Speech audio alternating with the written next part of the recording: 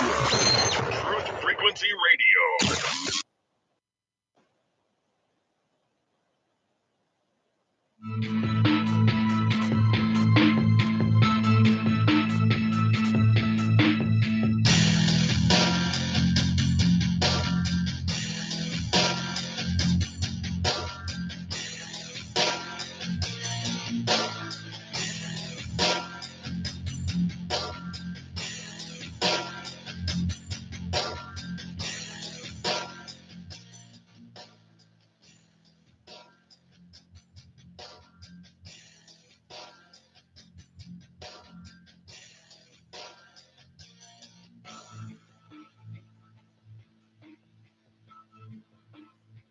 It's Friday, my dudes. I'm starting off fresh and I feel good. I look good. I smells good. I am good. Thank God it's Friday. Happy Friday, my friend. And a happy Friday to you all.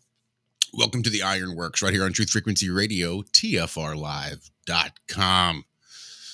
It is yet another Friday. Josh, Walt, and Zack hanging out with you this fine December morning. Morning, fellas. Guten Tag. How are you? Oh, you know, better than I deserve. I hear you. I hear you. How are the bunnies getting along? Starting to get along better. Benny's starting to come out of his shell, developing his little personality since he's been in the shelter for, well, the last year, the only year of his life. So he's enjoying free roam time where every day he gets to get out and run around as much as he wants. He gets lettuce twice a day. He gets pellets twice a day. He gets treats, free roam. He's got it made. I think he's really starting to warm up. And it seems like Binks is not quite so aggressive anymore. They were using each other's litter boxes and eating from the other's little hay bin last night. So that's usually a good sign. I think we'll start this weekend and try to give them a little play date, see how they do. Don't kill each other. Well, good. I'm glad. Yeah, there's a lot of love in that house. I knew it wouldn't take too long. Even old damn Layla's starting to warm up a little bit. Or I can actually reach out and touch her head. Oh, my goodness. I know, right? That's pretty amazing. It's only been within the last several weeks, but it's taken a few years to get to that point. Yeah, I mean, dogs, people say they forget, but I think dogs remember stuff pretty well. Hank was very skittish for years when I first got him. Like he would, do something and I'd just yell. Not like mean, but I'd just raise my voice a little bit and he would cower and just roll over. I'd feel so bad when I would yell at him because he would just look at me like, oh, please don't beat me. Like, dude, I'm not going to beat you. What's wrong, man? And now he doesn't do that stuff anymore. Well, Esme, he'll still put his head down and put the tail between the legs and kind of look at me like, I know you're not going to beat me, but I still don't like you yelling at me. that's the way Esme is too. Esme has never known a bad human in her life. But if I say the word fuck, boy, she's out. And if I say it in just the right tone, well, then there's no stopping her. But even like I have the jars that I keep my medicine in, and just the sound of the jar opening or closing is enough to freak her out and send her running off the bed or running out of the room. So she's still probably skittish too, though I don't have any idea why, because she's never been abused or anything like that. She's just skittish, I guess. Hank sees a gun, he's gone. Esme's the same way. Yeah. He don't care. He is gone. He will leave the yard and just take off. He's getting a gun. Esme's the same way, but I think for the same reason as the jar. I don't think she likes the clicks and the Yeah, sounds the gun makes. I mean, aside from the big bangs and booms, but just the loading and unloading and just the sounds it makes, I think, is enough to make her head for the hills. How about you, Walter? How's your week been, sir? Good. Good. Just been busy, crazy. Things have been kind of hectic. We went from everybody kind of being sick through the holidays and not really being able to celebrate Shell's birthday to we kind of threw it together and went the other night, Wednesday night. We all ate out and it was good. And that very night, at about 2 a.m, we get a phone call waking us up to say that her mother's apartment is flooding because the upstairs neighbor apparently had a leak. So by the time we got all that resolved, it was, pretty hectic. Apparently their washer had blown up upstairs while they slept and they didn't know. And so, she has wet everywhere now. Carpets, bed, the whole 9 yards. So fun times. On a more positive note, the cat assimilation has it's gotten to a good place. Only during meal times now do we tend to have a bit of a up squabble just because, again, the single cat that's now come back home, it feels like she has free reign on any bowl in the house. And the rest of them are like, hey, motherfucker, that's mine. So mealtime is fun time, but it's getting better. It's not, at least now it's not hissing and scratching. It's just hissing and leaving. So, but we'll get there. But now the playtime is all full on. They chase each other. They play. They cut up with me. I'm sure she'll make a visit while we're on the air. She usually does. So it is good having her back. She is my sweetie that would just come and hop in the my lap and get up on my neck. And so she's getting there. She's coming around. About the time we get her settled in, she'll leave again, I'm sure, and break my heart. So you were so upset the first time Haley took her. Yeah. I could tell it was, So this is good. You get some time with her. Uh-huh. You've already had the loss once. Haley, it'll be all right, Walter. Yeah, I'll make it. So I wanted to bring this article up. Are we done with our? Yeah, that's cool. I'm done. I got shit. Dude, this is crazy. So Tesla, the full self-driving beta, blah, blah, blah, blah, blah, right? They're working on it. Well, it now says 5 strikes and you're out. So if you are a dangerous driver, you can't use the auto drive feature.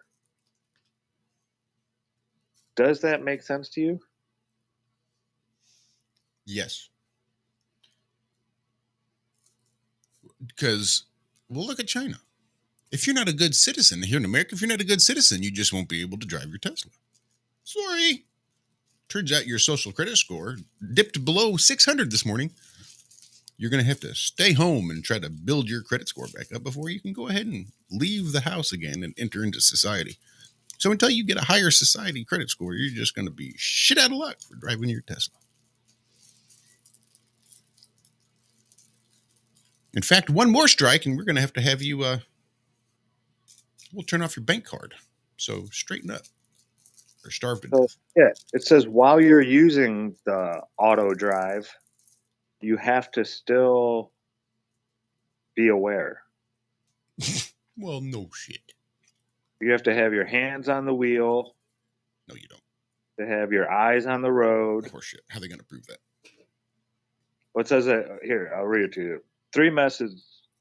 Tesla has 3 methods to do. Well, here, I'll start at the beginning first. I was disappointed, but not shocked when I lost access to full self-driving again before I made the turn up the canyon. Tesla has a procedure that if it detects what it calls unsafe driving 5 times, you are blacklisted and lose access to the self-driving software. I was blacklisted some months ago and lost access to the software for 80 days until I got it back with a new version of the software. I've lost all access and probably won't see it again until the vaunted V11 version of the software is released to me. Because there are 3 methods to detect unsafe driving. If you don't tug on the steering wheel often enough, says Tesla has the camera just above the rear view mirror that is watching your face. And if you take your eyes off the road to look at navigation, control screen to your right, or look down at your phone for too long, you get dinged. Sunglasses. Yeah. It may even be able to tell if your eyes are closed. Not if you're wearing sunglasses. You will also get immediately dinged if you exceed 85 miles per hour while FSD beta is engaged. You persist with unsafe driving long enough, you get a forced disengagement. 5 of these and you lose access to the software. So wait a minute.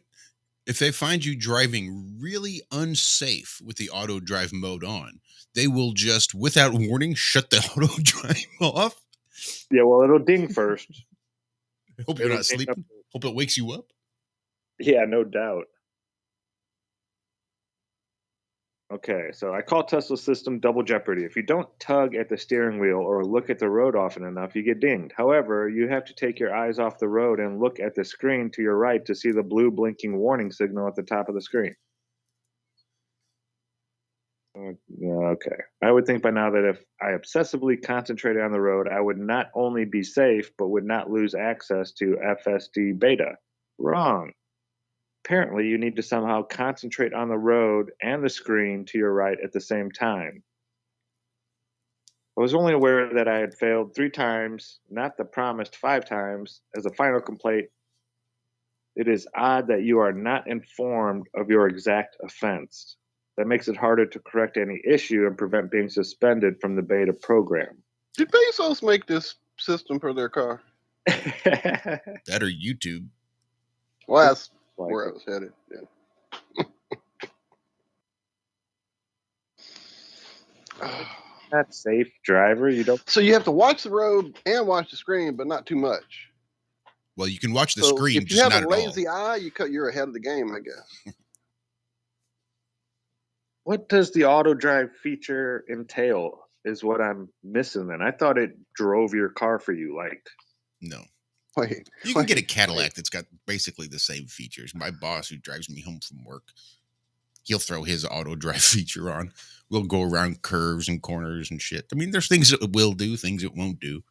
And it's probably not as advanced as Tesla's auto drive feature, but you can do the same thing. Turn it on, take your hands off the wheel. You can look out the window. You can do all sorts of shit. This is the problem with having your cars connected to the internet. This is the problem with the IoT. The Internet of Things. yeah. Mm-hmm. Give a big, hearty Ironworx shout out to Brian Gaska in chat. Morning, Right? Brian. Haven't seen you in a Good hot morning. minute, sir. Mr. G, how are you, my friend? Apparently, Ian has seen cars that have a subscription for the heated seats. Yep. Get the fuck out of here. If I buy a car that has seats that are heat up in it, I better be able to turn them motherfuckers on. Golly, I'm cussing a lot this morning. I'm sorry. You But should be able. no, especially at that price point. What is this? Buying a membership to have heat? This is the way it's all going to go, I bet. I mean, medical procedures, they're going to connect it to that social credit score. And they'll cancel your subscription. They'll pause your subscription. They'll make your life harder than what you've paid for it to be. Fucking insane stuff.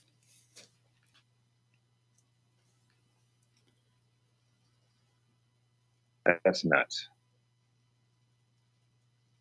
Super So- nuts. Go.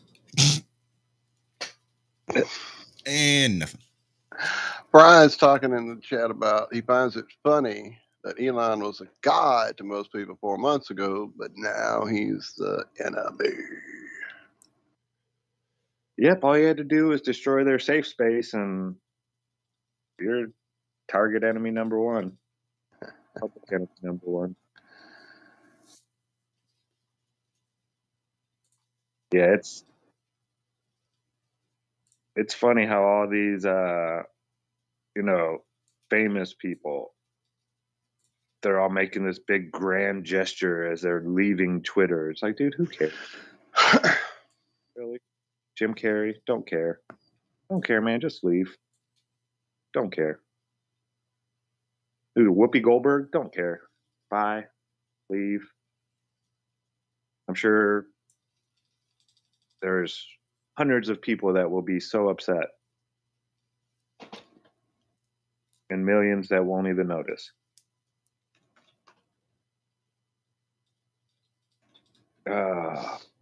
Oh yeah, when you take away their little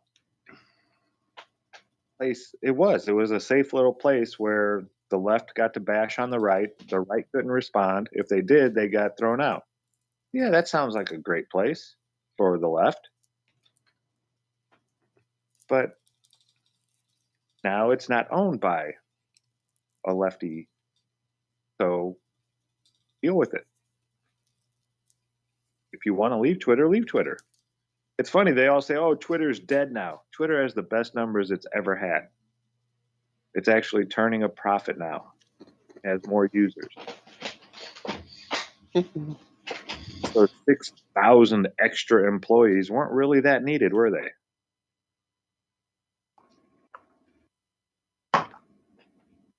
I'm not a fan of Elon, don't get me wrong. Or Twitter. Yeah, with Twitter. I've been off Twitter for a long time. I never really even used the thing. I did for a little while. I did, and the time I needed it to be there for me, it was there. And in the beginning, it was good. It was only once we all started making big noise that it became shite. Because early on, you could actually have real debates with people who had real questions. Some of those people actually hang out with us now. But, yeah, that stopped years ago, and that's when we all kind of migrated away way before Elon ever came up about, wait, what's this? I'm sure Elon could be quite the sci-fi comedy actor. Anybody that can play that dumb naturally, yeah. That's what I never understood. He never came across to me as an intelligent person ever in the first place. Ever. Like, ever. I never went, oh my God, I can't believe this genius is descended down to save all us lowly humans. Like, a lot of people held him up as that, you know, and it was like, where are y'all getting this? Where is this? Because he came up with a fucking payout and sold it because he got some hair implant. I mean, what the fuck? What's the impressiveness here? He's got a bunch of money. Is that really it? That's all it takes? Like, this it is. Because look at the world. But goddamn, it's just, yeah. Oh, man. Liz, where's that jar? I can't stop, man. I know he's from South Africa, right? But who is he related to? You know he's got to be related to somebody. I've never really looked into Elon Musk. Just all the nonsense around him. Well, if we look at the businesses that he owns, what does he own? The Boring Company that's bored one hole. Did he start that company? Do we know? Or is No, that just another acquisition? That was an acquisition. I've heard that he didn't really program PayPal. Someone else did.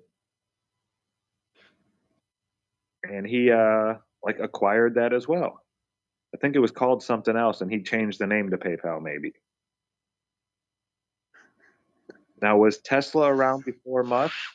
Was that an acquisition as well? I'm not sure. I'm not sure either. Like, everything he touches just turns to crap. Big old pile of turds. And I think he gets so much recognition because of space. Wait. I'm in chat saying the Hitchhiker's Guide to the Galaxy supposedly changed his life? What the fuck? Man, it was an enjoyable book. Thanks for the fish and all that, but life altering in any way? did it make him stop believing in God and start thinking that there's all these aliens and he need to make SpaceX to go see him? I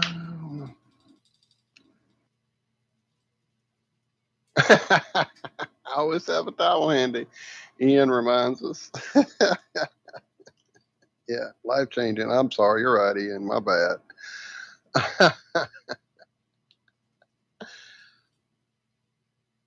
So I saw this one. David shared this one with us, actually. Oh. Uh-oh. Did he retract it? Energy something or other. Yeah, I got it.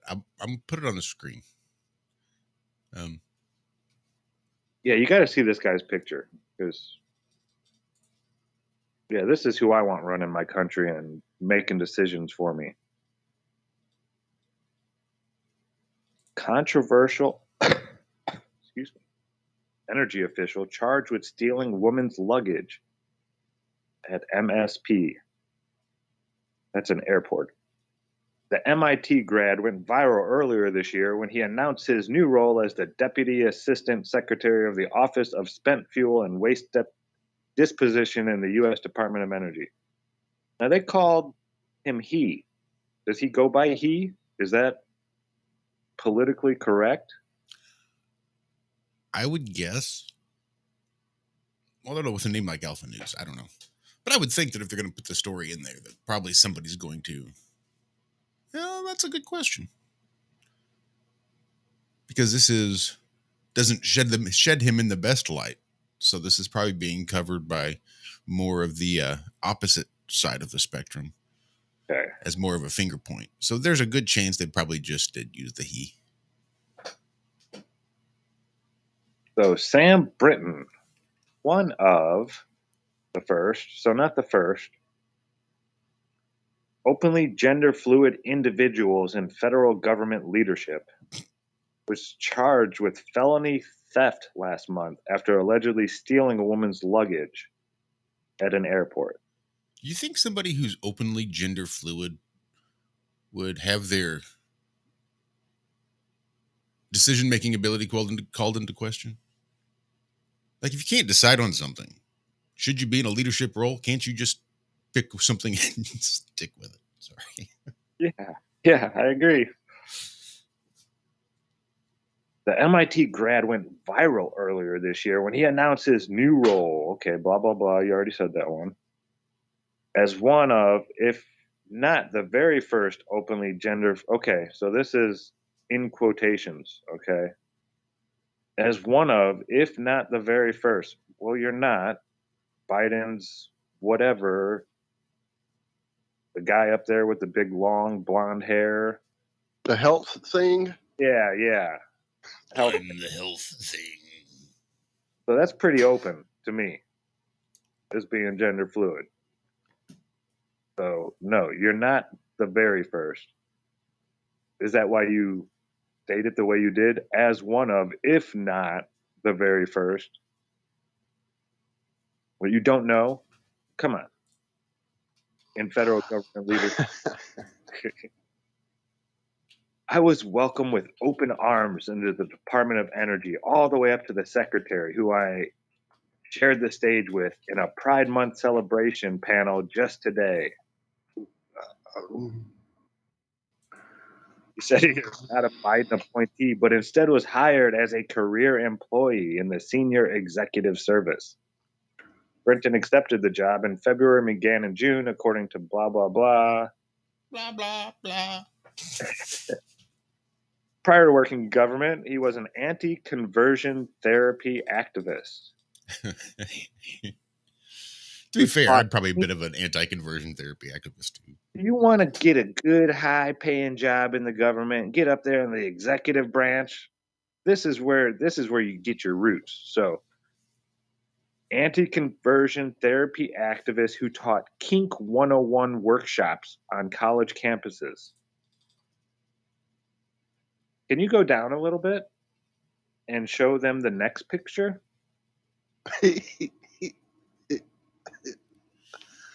So, for you listening on the radio, it's a guy standing there in a dress, and the dress isn't, too revealing or anything, but next to the young man, there's 3 men on their hands and knees, what look like leather dog masks. And one guy's got some shoulder pads that look like they came out of Mad Max. And the other one has one of those dog harness things like Hank has. This is what they're teaching. This is how you get to the executive branch of the federal government. Come on down a little hair more there, Josh, for that next paragraph, if you don't mind. Britain is also a member of the sacrilegious drag queen society called Sisters of Perpetual Indulgence, which mocks Catholic nuns with names like Sister Porn Again, Sister Chastity Boner, Sister Resurrection. Yeah. I used to work in an industry that catered to people that had interesting tastes sexually. And in that industry, I learned quite a bit about it in a very mature way. And there's a lot of power at play. There's a lot of, people who are in a big office and powerful CEO, dude. They want to be treated like a dog at night because the whole power dynamic thing. And a lot of that, I get it. A lot of it I don't care what you do. As long as you don't do it in front of my fucking kids. You can do whatever the hell you want to do. But don't do it in the goddamn schoolroom. And this psychopath didn't board a plane with luggage.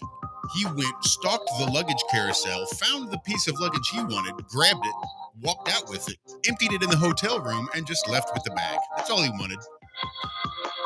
But he's been charged accordingly. Stick around. Second half of the first half coming up right after this. If you ever wore a suit from the store before, that's one thing. But if you ever got a suit tailored, if you ever got a tailored suit before, you know that it's different from going to buy a one-size-fits-all suit and then having a suit that's tailor-made. It fit different. The pants are different. The way you walk in it is totally different. Why? Because it's fit to you. And what I'm telling you is you need to have a tailor-made life. When you were created with a specific purpose, a specific design. You like a tailor-made suit, baby. You gotta stop trying to act like everybody else, speak like everybody else, dress like everybody else, look like everybody else. Stop putting people pictures on the wall and look at them saying that's what I want to be like. Baby, you're gonna do what they've never done. You're gonna go to places that they've never gone. You're gonna exceed limits that they've never exceeded before. You're gonna be able to accomplish things that they never dreamed about. So I need you to be you.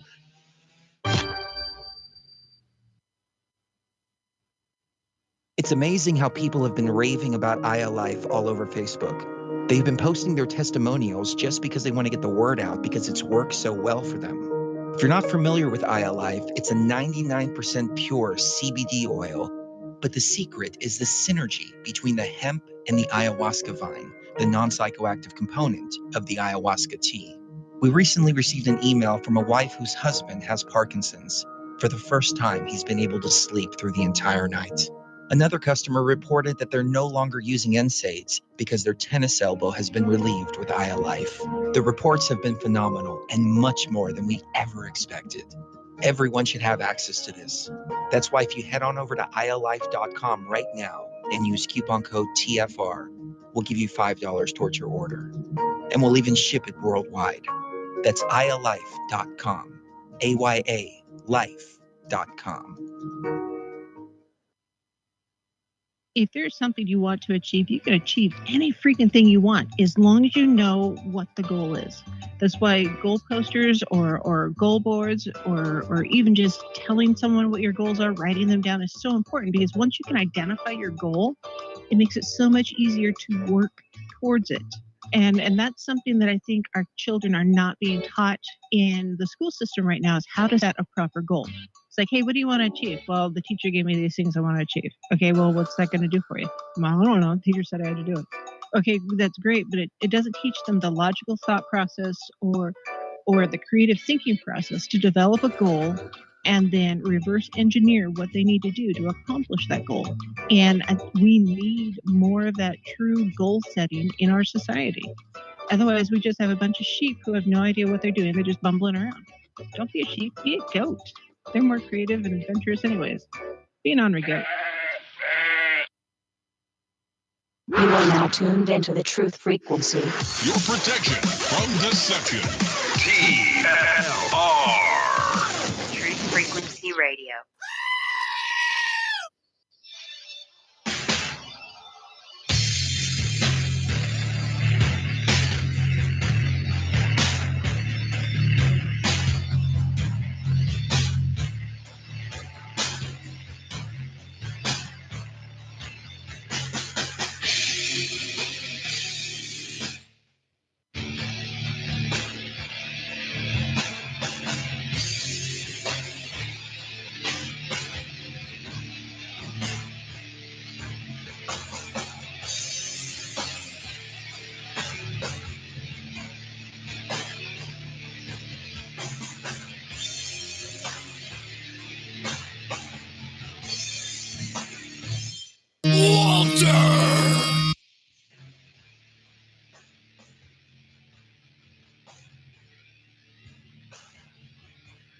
That's hot.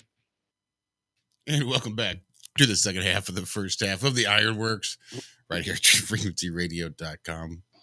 That Walter was a little loud, a little hot. It was heck. It was epic. Something. It was something. I can't even talk at this point. I'm enraged. I can't even speak without cussing about the idiot shit around me. So apparently I woke up on one of the sides of the bed. I slept just fine. Woke up in a good mood. Now you're telling me all these crazy people are loose. I didn't know that. I don't see that anywhere over near my house. I mean, my alien prawn dungeon.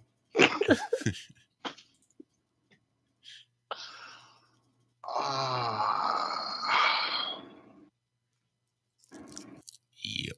Come on. I'm looking at. Oh, go ahead.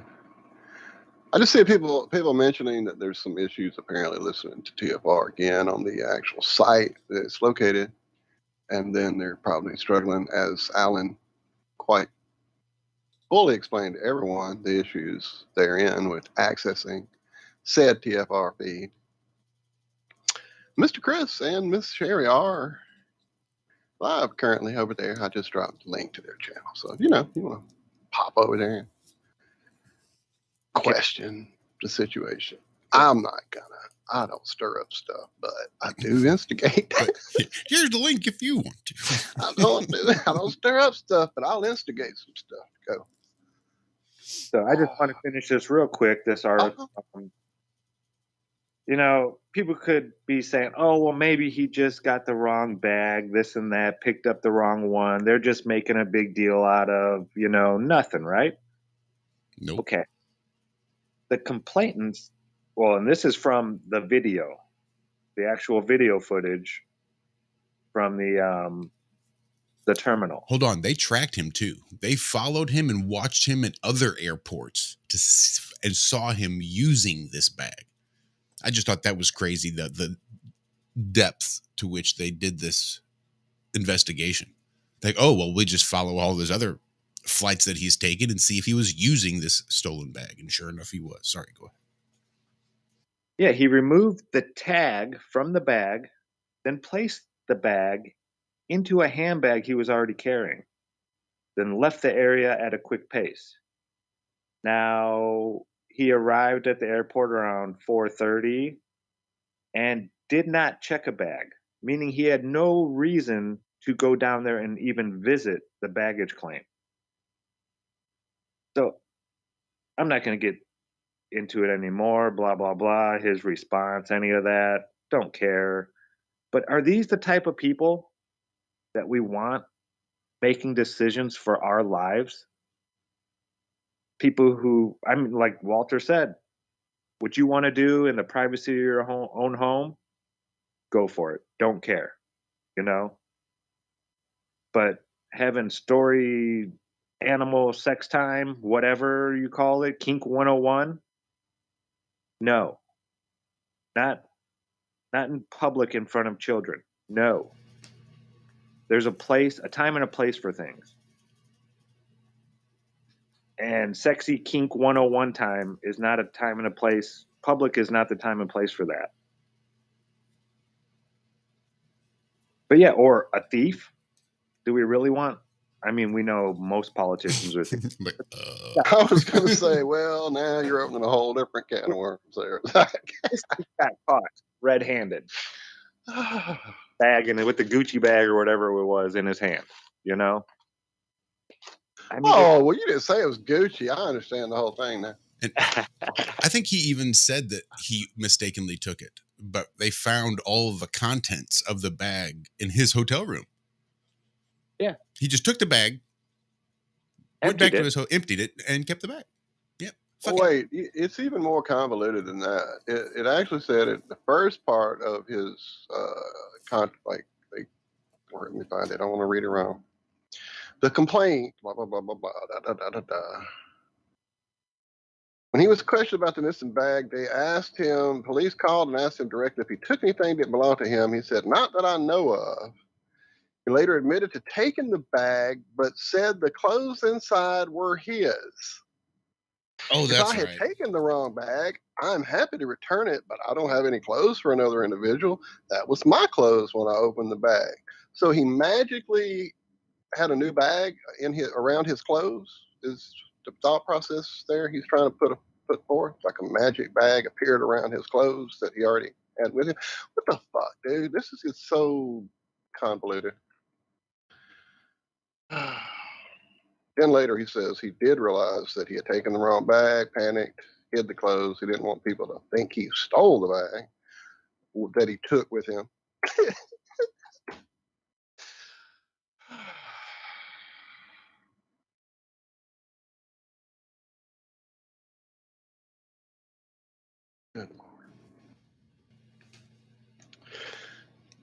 Big shout out to Lipstick Pink there in chat, who I think is also in desperate need of a time machine to go back into time 7 or 8 years ago with those arguments. I don't know.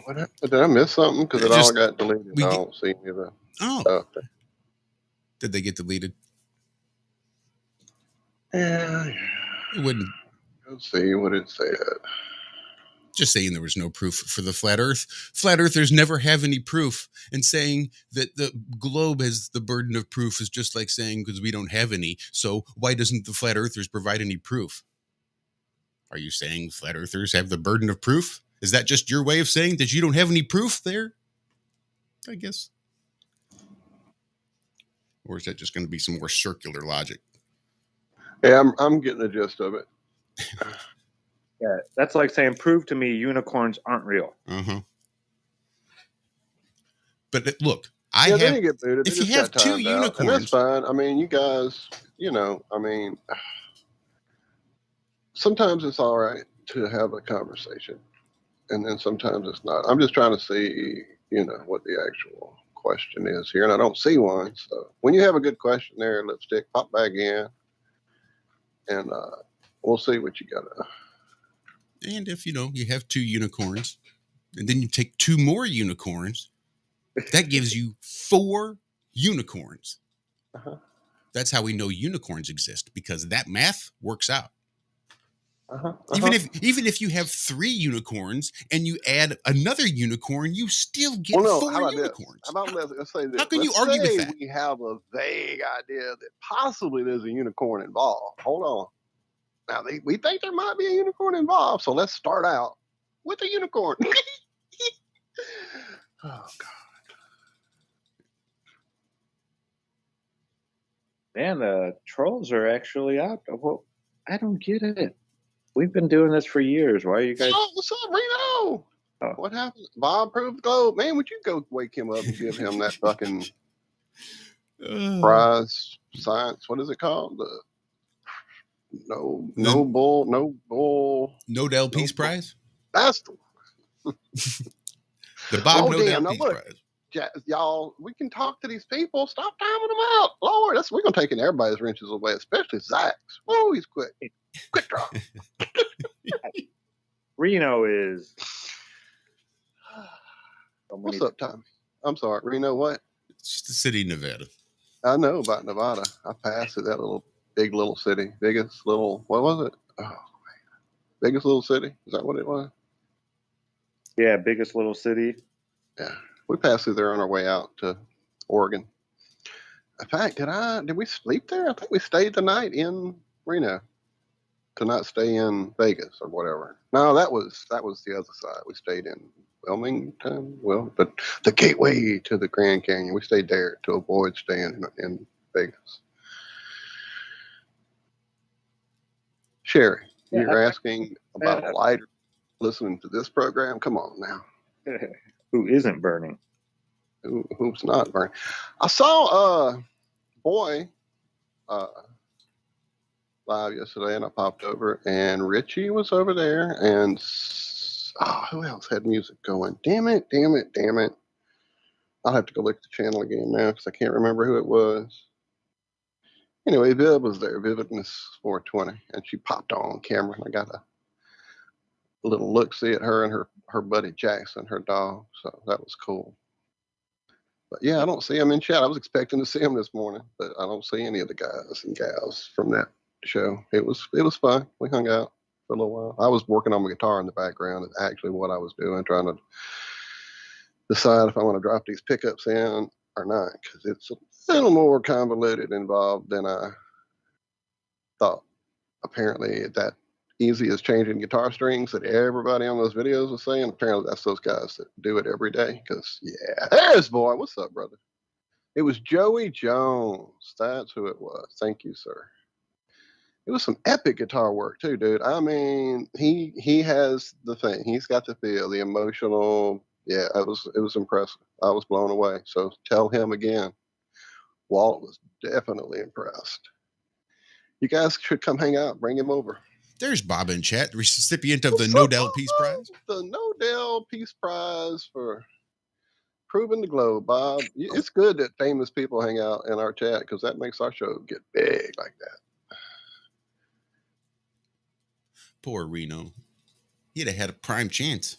I know, right there in the chat with the man himself, and then y'all timed him out, and he'll probably go away and never come back to this crazy flat Earth channel. Well, there's a lot to be said for coming in here with a shitty attitude and questions, and coming in with a good attitude and questions.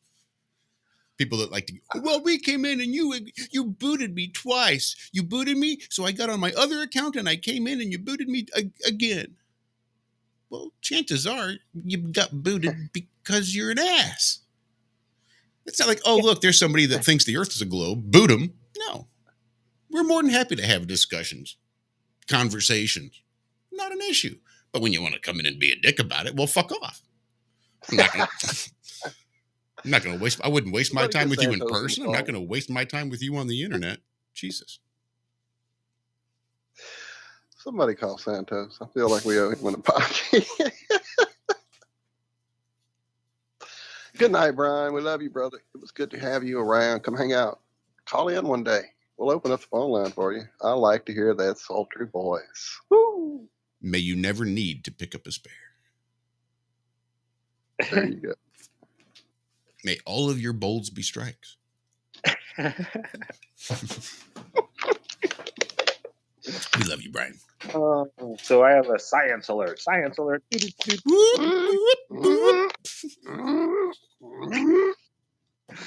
So I'm not going to get too into this article because it's just one of those. But wild new hypothesis suggests IBS could be a form of gravity intolerance. Dude, I'm so glad. I had my coffee an inch from my mouth, and I almost took a sip. Oh, that's what vaccines will get you. Goddamn gravity intolerance. Gravity intolerance.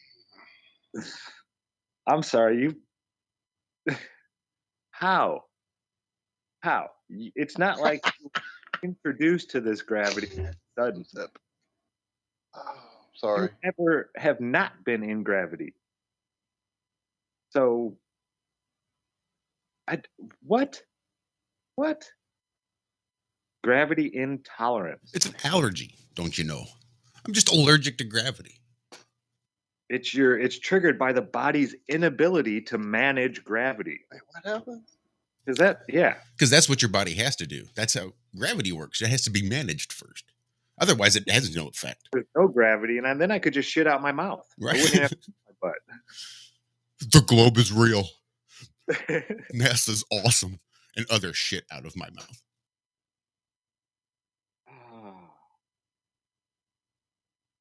So now I'm not even going to get into this and read what they're saying, but yeah, gravity. Gravity causes IBS now.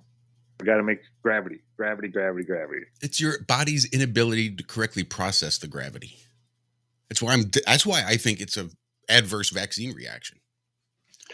So what are these people's diets, and what time do they eat it? And are they laying down in the bed with a belly full of goo and grease and glucose and sugars and fake flour that's not even real grains and just triglycerides and stuff? Or are they eating a healthy diet at the right time of day and letting their food digest properly with all those enzymes that naturally occur in raw food? Is that how they're eating? I just want to know, because I want to,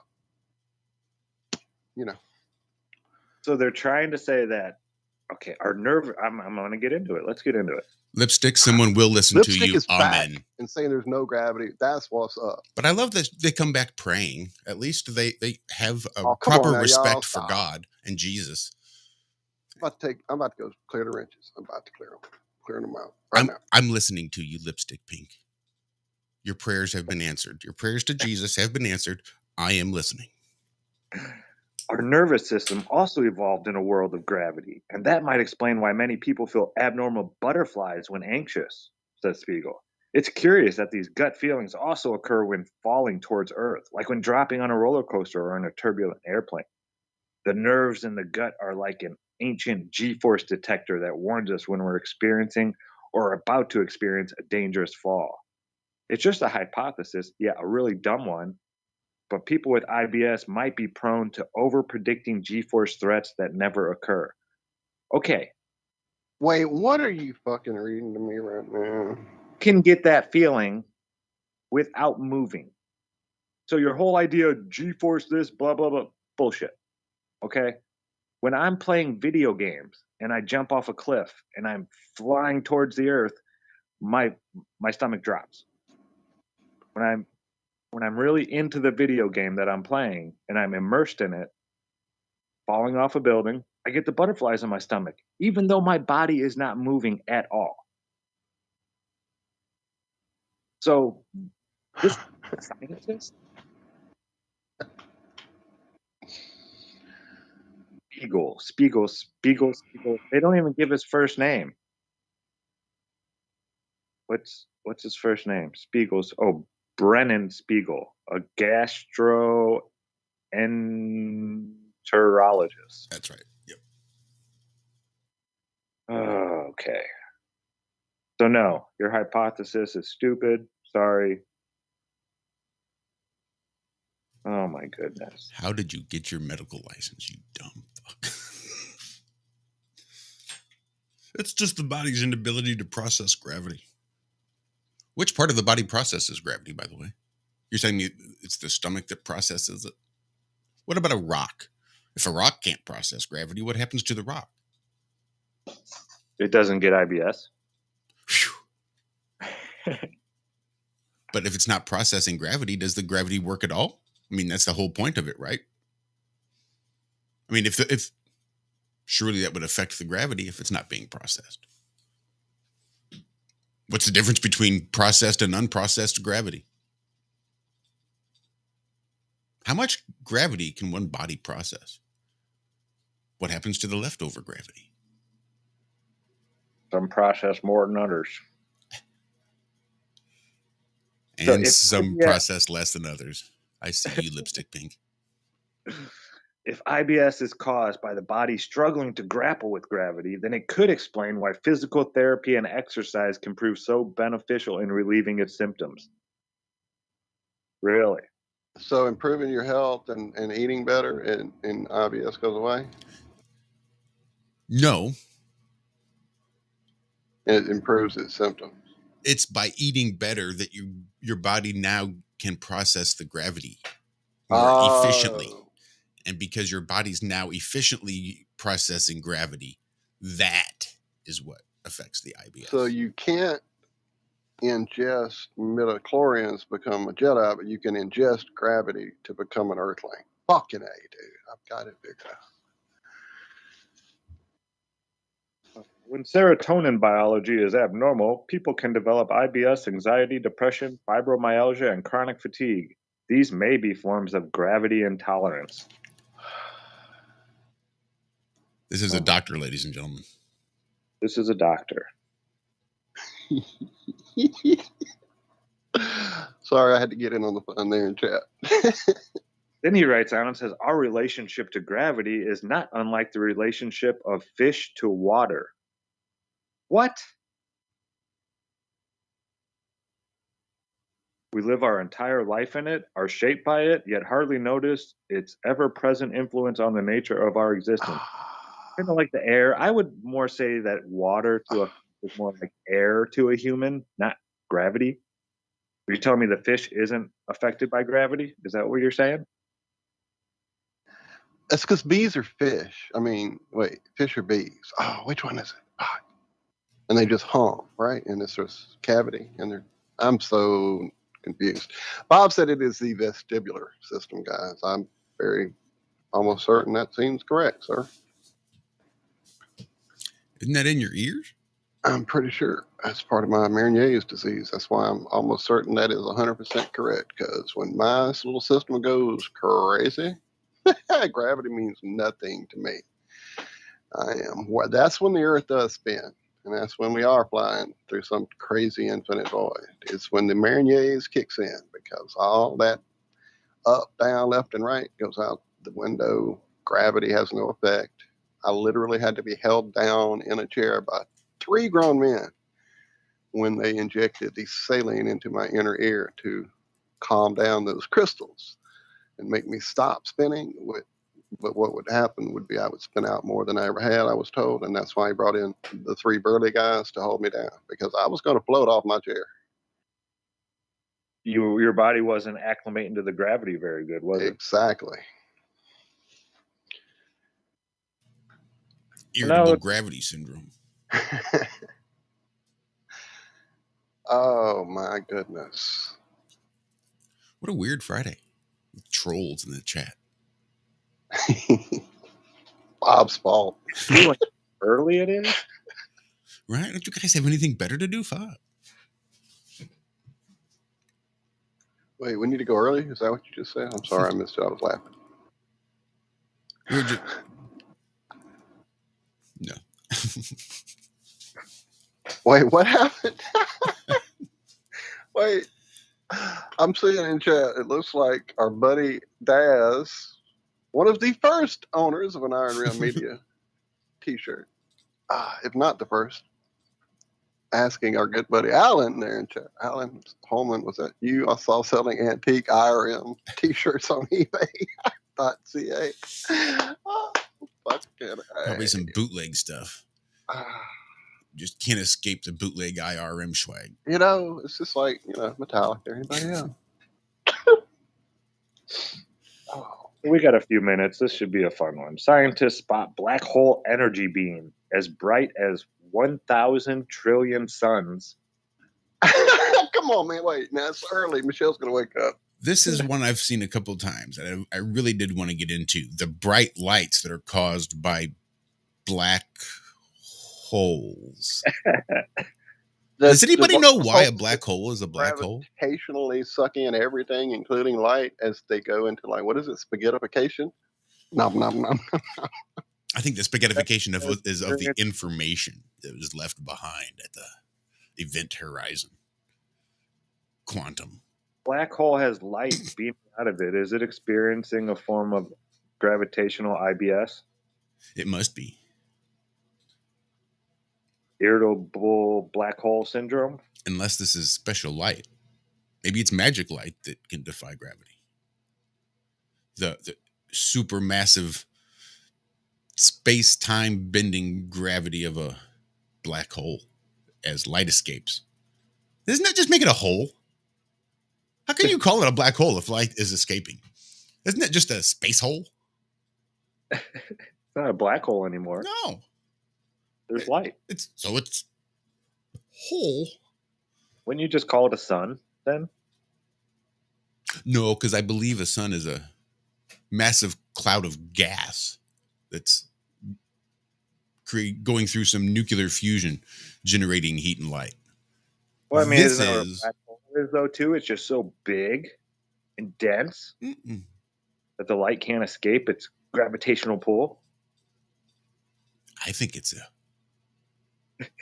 wormhole. It's just door number one for wormhole. Like in Thor.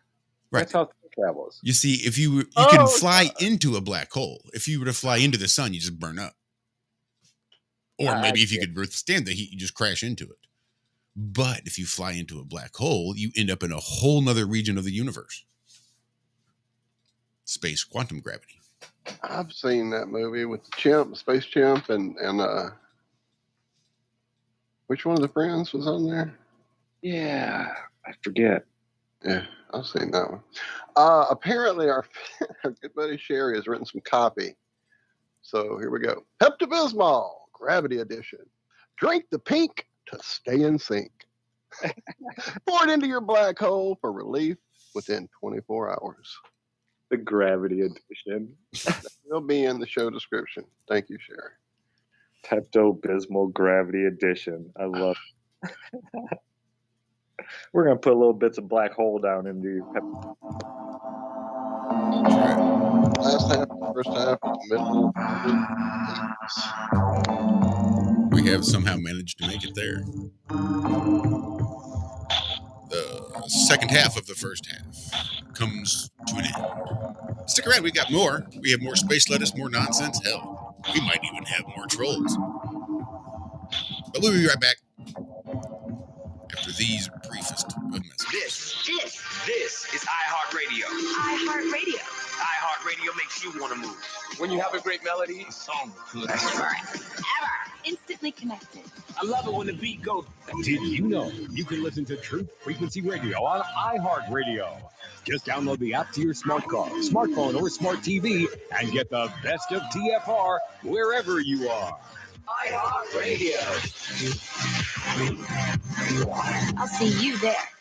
So, you love talk radio? Then you'll love TalkStreamLive.com. TalkStream Live is always on, 24/7, with the best streaming talk shows. Find your favorite talkers and discover some new ones. It's free, readily available online or on mobile with any smartphone or tablet. Finding your favorite talk shows all in one place has gotten a whole lot easier. Just go to TalkStreamLive.com. Be sure to download the free apps from Google Play or the iTunes App Store.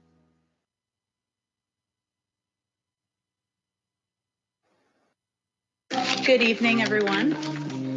Thank you for joining us. I often note I'm going to circle back. I hate to disappoint conservative Twitter, but I am going to circle back on a number of things, as we often do directly. I'll circle back, circle back. I hate to disappoint you. Circle back, circle back. That's an excellent question. Circle back, circle back. I hate to disappoint you, but we will venture to circle back with all of you. Think cocaine or not? What do you think? This is such a good question. I have not had the opportunity to dig into that. I'll circle back. It was a massive dump. To this day, everyone's trying to figure out where did it come from. I'm not aware of anything, but we'll circle back. This uncircumcised Philistine, who does he think he is? As a mom myself, I want to know all the details. I have to circle back. Come on, man. You know what I mean? I will venture to get you an answer on that, and maybe we can talk about it, and you'll circle back. I will have to circle back on that one, but we'll circle back. But I will have to circle back with you. Let me give you a very specific example.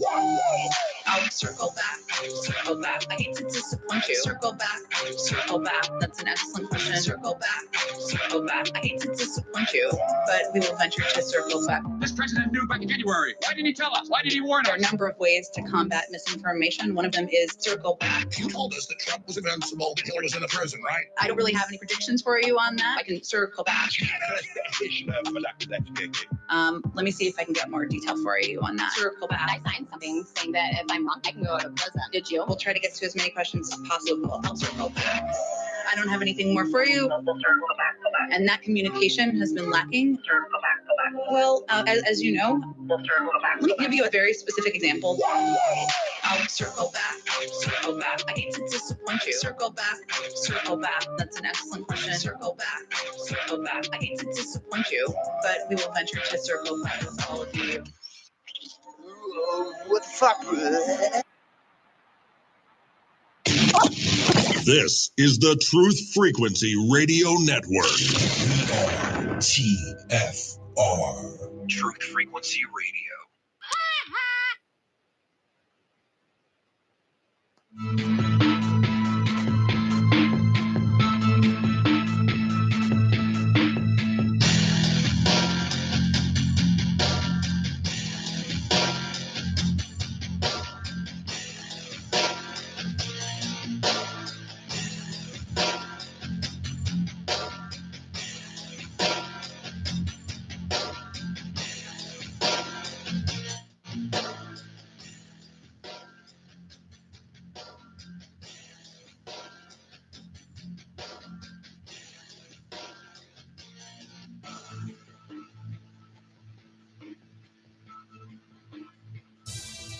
Ladies and gentlemen, Alex Jones here.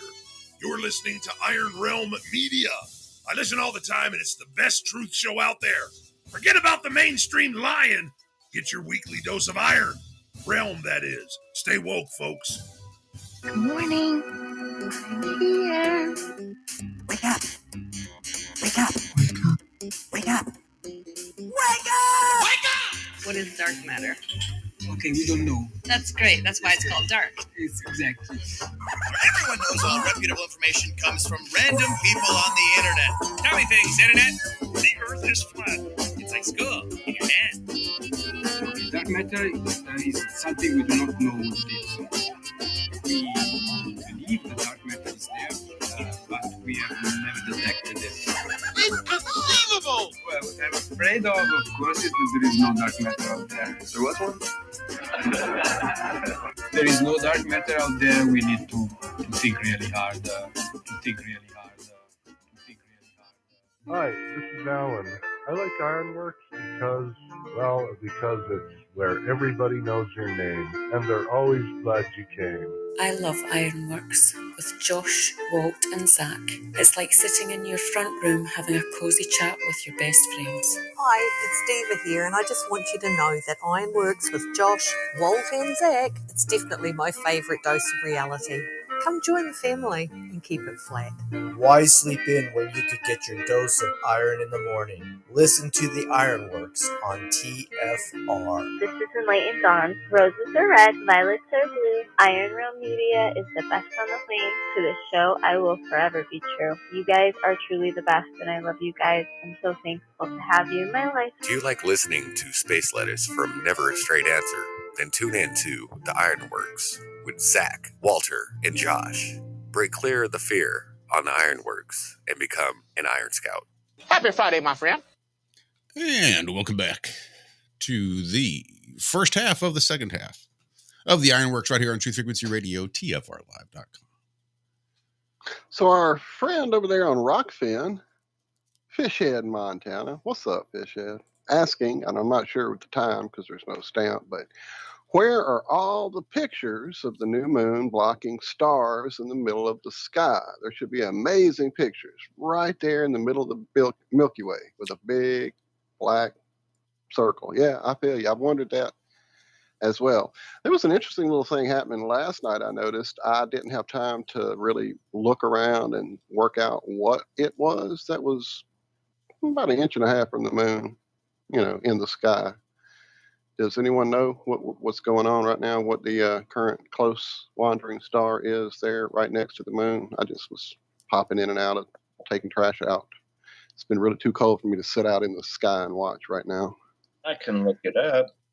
I know there's something happening. I could feel it. Like when I went out, I didn't even look up like I normally do. I was just going to chunk the garbage. And as soon as I opened and closed the lid, I felt the sky. I made me look up to see what's going on because something very powerful was happening. And when I saw that, like, oh, cool. Some kind of energy conjunction because they were definitely right there next to each other. You could feel it. I had the sky, Google Sky, I thought. I must have removed it. Probably got blocked. What was that, Josh? Said you probably got blocked for abusing the system. You didn't know how to use it right. Ironically, oh man, I'm sorry, Nora. I wasn't trying to hide you. I was trying to go let me go fix it. I can't do it. Shit. Oh, I didn't hide him. I just hid the. Oh no, Nora. Ian did it. Ian, don't do that. I've been having fun talking to Nora. I was trying to let the message be read, and I hit the wrong one, and so I hit the message. I didn't mean to do that, and now he's been timed out. So yeah, we got some trigger happy people, brother. Sorry about that. Come back, hang out. No, y'all. I want to talk to people.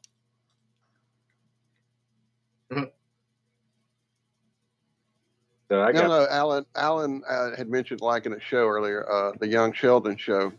Secondhand viewing means I'm usually sitting in here doing something, working on my guitar in my little studio, doing something on the computer, getting a video ready, whatever I'm doing in here usually would sound pretty low. She's got that show on right in the next room at a pretty good volume, and I'm enjoying it that way, secondhand. I've watched a few with her. I like Annie, what's her name? The lady that plays his grandmother. I've liked her since way back in the day. So she's the thing I dig the most. And his dad. I like his dad, the guy who plays him too. But anyway, we got a little sidetracked. But yeah, anyway, Nora, I hope you're listening and you understand that wasn't intentional on my part. Now, I can't speak for Ian. I would never dare to speak for Ian. Ian's got priorities. And I do understand the knowing. I just have fun talking to people that might have something that, might make me go, what? Oh, God, I'm back on the ball. Thank you. I'm ready. I'm really ready. So do you see Tesla finally delivered some of those semis? I didn't. It's only 3 years late, but hey, better late than never, some might say. Maybe not. Yeah, they're a little behind in production, but they plan on having 50,000 of them out by 2024. Right. Sorry. So they plan on making 100 by the end of 2022. So 100 a month. And then in 2 years, 24 months, they plan on having 50,000. That doesn't add up to me. 100 a month would be like 2,400 over 2 years, not 50,000. I don't know. I'm just one of those math people that, yeah. You guys want to place a bet right now that we won't have 50,000 Tesla semis at the end of 2024? Anybody willing to take that bet? I mean, the way it's presented, then yes. I would take the bet that there will not be 50,000 trucks on the roads by 2024. What I'm not going to do is bet against it. Yeah, I mean, has the guy ever hit the mark with a date? When he says he's going to do something, has it ever been done on that day? I don't know. I'm not the biggest Elon fan, so I don't know all the intricacies of his announcements and actual doings. But I remember him a few times now saying this will be done by then, and it not being done or even started by then. Just saying.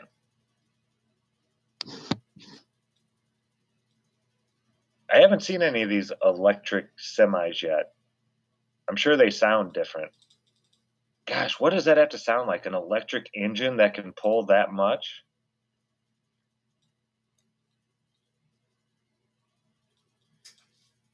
I don't know. I'm sure there is. For those loads that need to go 47 feet. And you might have to push it from 45 feet to 47 feet. But it'll be a gasless, really emissionless 45 feet.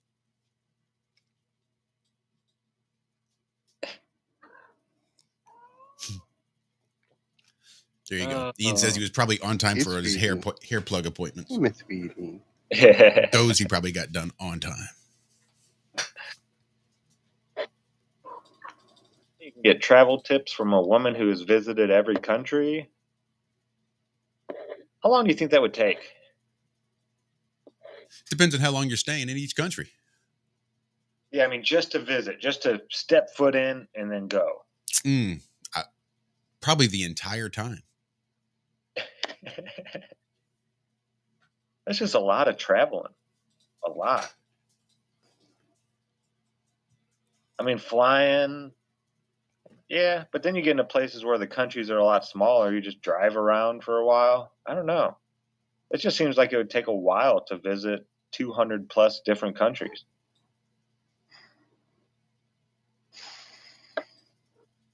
Would you want to do something like that? I don't think so. I don't either. I would rather spend quality time. I'd rather spend a month in like 3 countries than try to hit just to step foot in every single one. I mean, you never know. By the time before you even finish, they could move a line somewhere, and now you got to go back to this country because it's not. You never entered that country. And the best you can say is, "Oh, look, I got some Italy on my shoe." As opposed to, I spent some time in a vineyard and it was a freaking whole month long in Tuscany. It was amazing. Nope. I stepped on Italy, then left.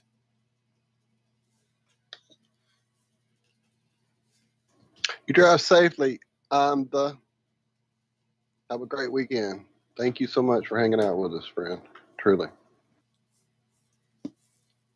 So, isn't the whole Roman Empire thing like pretty well documented? Didn't we have like to the extent that all of Gondor is well documented, I suppose. Exactly.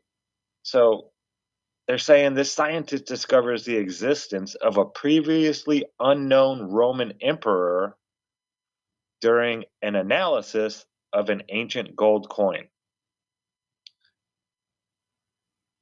So the emperor, who is not recorded in any surviving documents, is only known to history from the coins.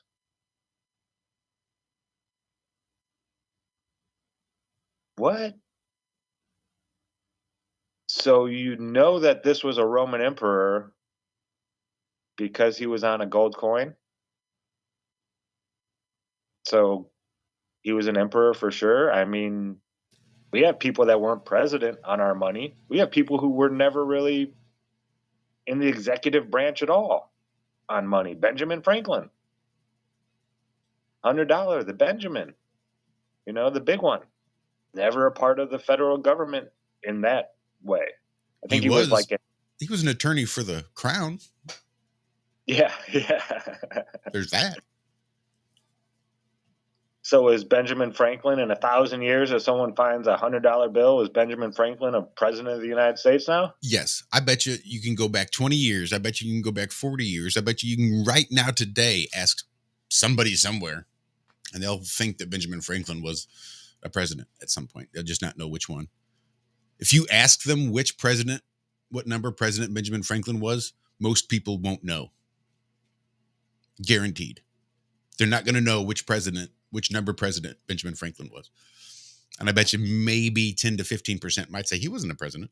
And that seems awfully That's high. You're generous. Being generous. You seen some of those questions? I mean, if you make it under 30, I bet it's like 1%, maybe. Say, hey, he wasn't a president. Most of them be like, the 49th president in 1985.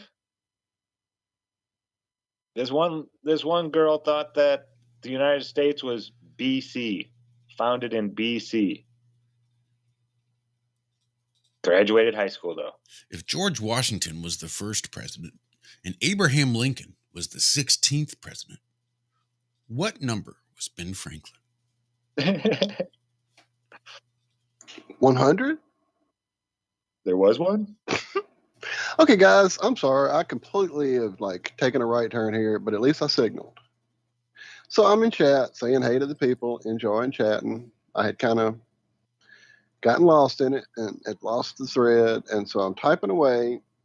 Wait, hold on. Okay. Wait, what the fuck? Oh my god! Oh no! What is going on right now?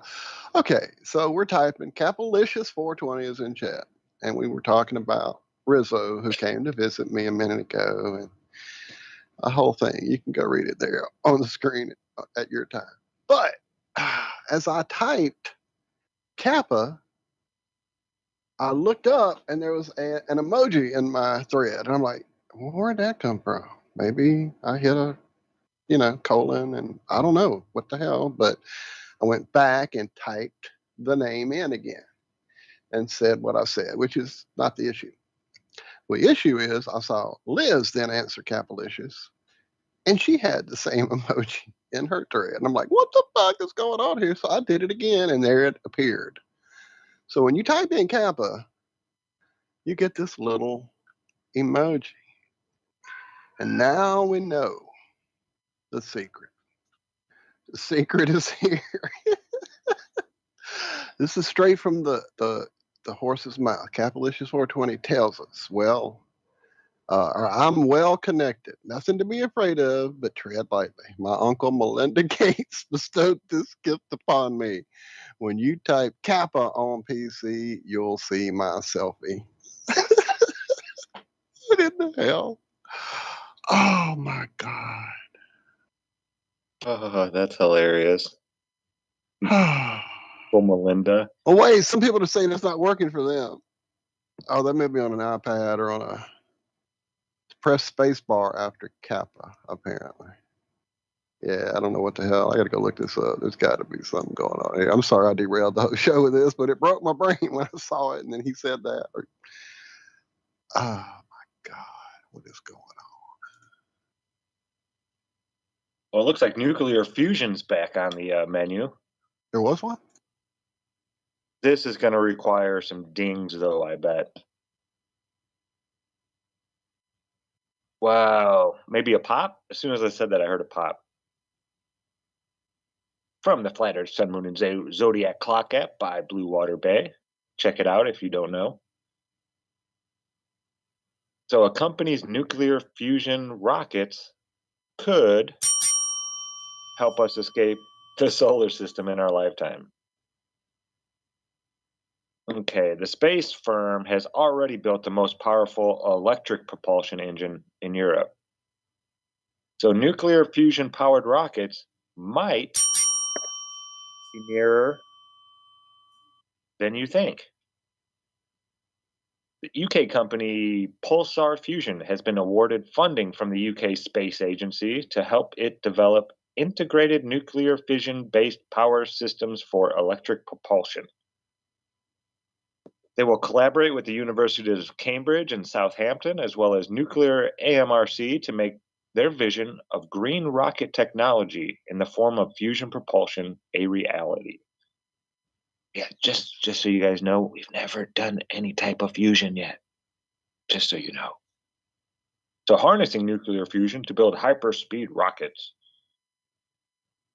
Pulsar Fusion's mission is to eventually harness nuclear fusion to build hyperspeed rocket technology. Nuclear fusion is the method the sun and the stars use to produce vast amounts of energy over millennia. Bullshit. Excuse me. In the company's press release, they say, while nuclear fusion may be the answer to the energy crisis, it is also the answer to in-orbit satellite management, in addition to deep space exploration. Pulsar believes the only way the human race can ever leave the solar system in a lifetime is with fusion propulsion. Then it goes on to talk about how we've never been able to harness nuclear fusion in the first place, let alone make it into propulsion. And then talks about how they need lots and lots of more money. They need more money to figure it out, folks. So give them money. So it was an ad for the British Space Agency. I didn't know England had a space agency. I thought they were one of the few that didn't. I knew they had astronauts, but I didn't think they had their own space. I know they don't like launch rockets, but I didn't think they had a space agency. It may be like a representative that they dispatch to ESA, to the European Space Agency. Okay. But I don't fucking know. Well, yeah, you would think with all those black holes shooting out all those lights that are 1,000 trillion times brighter than the sun, that couldn't they just put solar panels like the ISS to do everything? I mean, the ISS is it's a lot bigger than a satellite. And that thing's it's powered by solar power.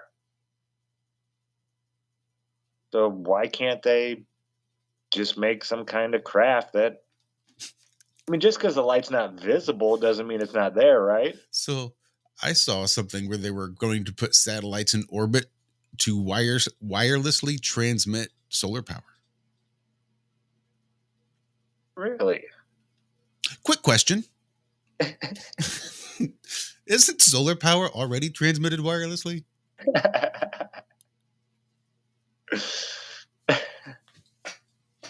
What do I know?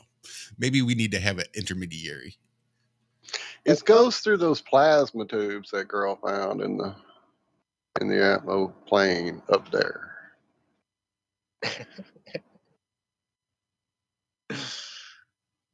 Yeah, that just seems like a money grab. Yeah, like no, right? So we're going to gather it with solar power, then we're going to send it to this thing, and then we're going to send it to you wirelessly and lose even more of our power. Yeah, I'm going to invent this really cool thing so that you never lose your television remote control. It'll tether it right to the television. And not only that, but the tether will also provide power to your remote control. So no more batteries. I mean, sure, you could just say I wired it, but what kind of marketing is that? Wireless. Everything needs to be wireless now. I know I was really fascinated with solar power as a kid. Oh, there you go. I see Alan there in chat saying the same thing. I had a watch that was a solar powered, apparently, watch is what they told us. But I had no way to prove that. It was always working, though. So, and then I had a calculator, as Alan is speaking about there. And I can remember that being like the future science fiction-y stuff, and now they're just like part of the background noise. My solar powered calculator works inside the building in which I work. It just needs a little light overhead and it works. Right. Fluorescent lights are enough to power. Isn't that an interesting thing? I thought that when I was younger in the store playing with one and thought, well, how is this even working? It hasn't been outside. It's been in the store this whole time. They didn't go outside, charge it up, and then come back and put it on the shelf just for me to pick up and play with. So why is it working here? So, okay, you're using, right? You're using energy to produce the lights. And this calculator can gather the light and turn it into power.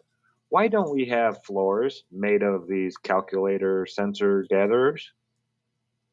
Then all the light would be gathered back and we could recirculate all that energy that isn't being used. And I'm sure you can't recirculate all of the energy, but let's just say that you cut your energy bill, the bill that you have to pay, by 40%. That's a huge savings. Huge saving. When you got to pay $2,500 a month in electricity bills to power your supermarket, what if you could cut that cost to $1,000 a month? I mean, that's a lot more than 40%, but still. Just by reusing the light. Reduce, reuse, recycle. But yeah, if you can power a calculator on demand with fluorescent lighting. And we use fluorescent lighting all over the place. So why not have some kind of sensor set up that can regather that stuff? You would think that with the limited energy that we have, that limited what is it? That oil stuff, that limited dinosaur gunk. Yeah. Gasoline you're talking about? Right, that limited stuff. I mean, come on, man. Dinosaurs had to have a meeting and say, okay, guys, you guys lay down, you turn to oil. You guys lay down and leave some bones. You guys leave some bones with some goo inside it. We're going to really fuck them up. I mean, come on. Right, we should have solar panel paint by now. Sketchy. Absolutely. I did see they're making them clear now so that we can make windows from them. That's what's up. We do have paint on chalkboard stuff, though, so we're getting there. I've used that stuff. It's not the greatest. Yeah, I know. My niece has it on a whole wall of her room, and I went in there and was drawing not long ago and thought, man, this really didn't work out like I thought it would. No, it's not flat. Hard to erase, and yeah, it isn't perfect. It absorbs the chalk, and yep, all that. They're working. Wow. Our friend Sherry has EMF paint on the walls in her bedroom. Is that just lead paint? Can you like rent a room? That's awesome. Costs $500 just for one room. I was gonna say you can do that with lead paint, you know.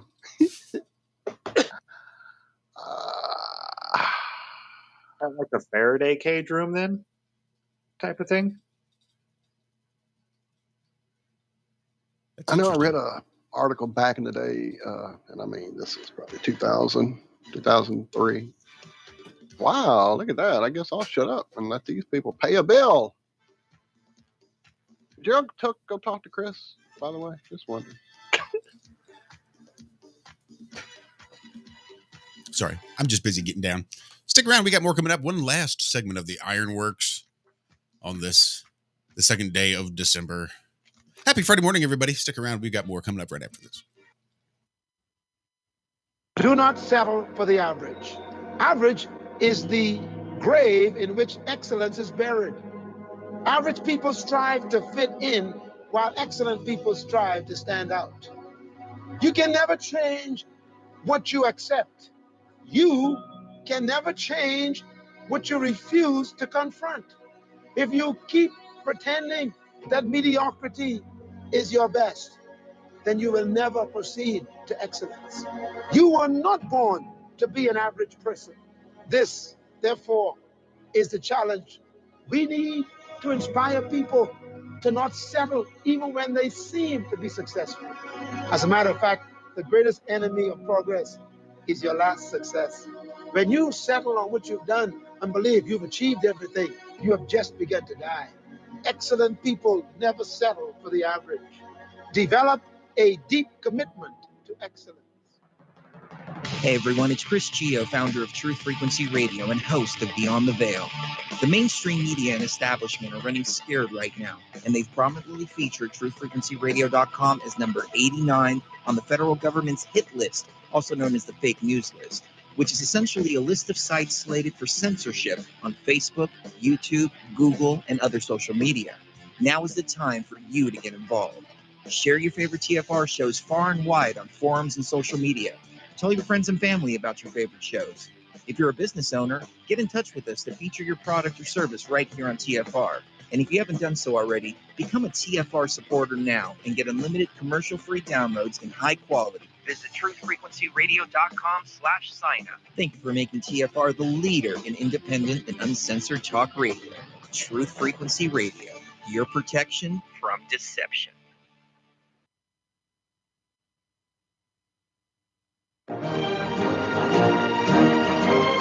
Hi, I'm Sergeant Jim Ram, retired. In early 2012, I was facing a laundry list of chronic health conditions that my physician was telling me were incurable. I knew there had to be a better way, and I learned how I could reverse every one of my ailments with science-based, clinically verified medical nutrition. In just a few months, I was able to reverse high blood pressure, gastric reflux, sleep apnea, arthritis, degenerative disc disease, heart arrhythmia, AFib, and many more. And I've lost over 70 pounds and kept it off. Now I'm hosting a radio program that's dedicated to helping my listeners do the same. If you're sick and tired of being sick and tired, if you're sick of being used as an ATM by your doctor, then you'll want to tune into the Your DIY Health radio program here on Truth Frequency Radio every Thursday from 9 a.m. to 11 a.m. Eastern and 6 to 8 a.m. Pacific.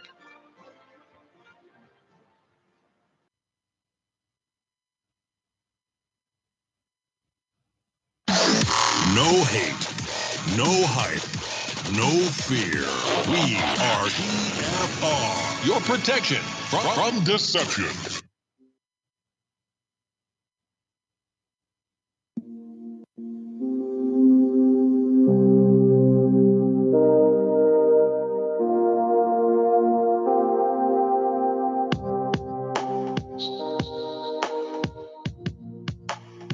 Signal.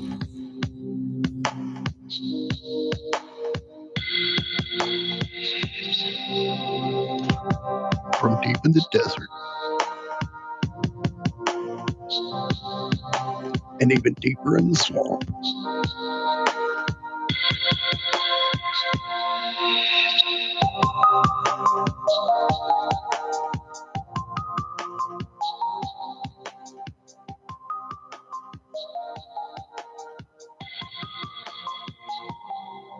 This is Michael Tyson.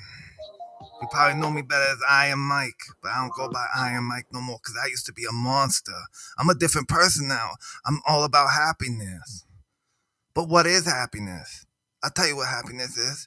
Every time I listen to my favorite show, Iron Realm Media, it's a truther show on YouTube. And welcome back to the fourth and final segment of the Ironworx on Truth Frequency Radio, truthfrequencyradio.com, TFRlive.com. Big shout out to everybody hanging out in the chat with us this morning. Iron Scouts, trolls, and everyone alike. And all the above. Absolutely. So I just saw something from our good buddy Dawn. Hello, lady. Love you. Asking, has anyone ever experienced this? The doctor I work for has been playing with our paychecks, meaning I don't think he likes how direct deposit sometimes pays sooner for some. So what? He's delaying payment so everybody gets their checks at the same time? Oh, wait, no. So he's been giving us paper checks dated for the payday he wants and saying he's having issues with direct deposit. Yeah, that does smell a bit rank to me. I would definitely... He gambles. I would be careful with that, and I would actually talk to someone in HR about it because, you know, that's illegal. Yeah. And you can cash a check. Well, there you go. Axel's on it. You can cash a check whenever the hell you want to.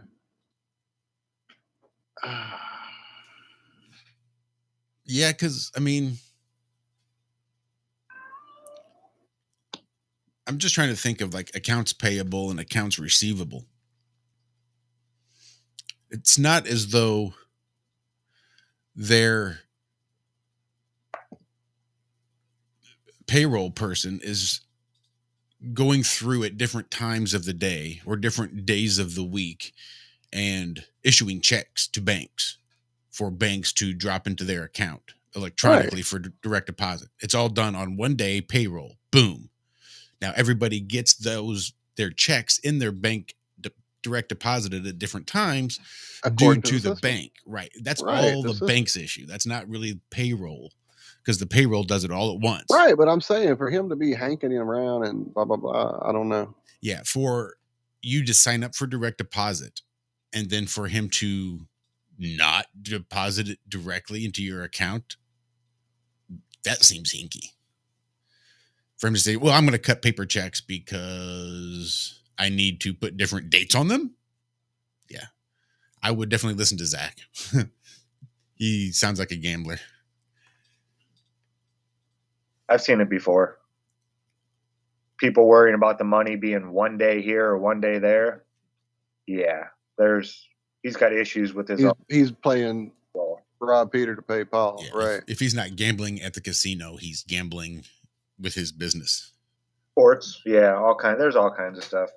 I knew a lawyer that it was sports gambling, and my cousin got like $50,000 from a settlement, and the lawyer wanted to hold his money in his account and just give it to my cousin as he wanted it. Like, oh, can I have some more of my money, please? And my cousin's like, no, I want it all right now. And he even had trouble coming up with it because he was short. He had already spent some of my cousin's money. It's my money and I want it now.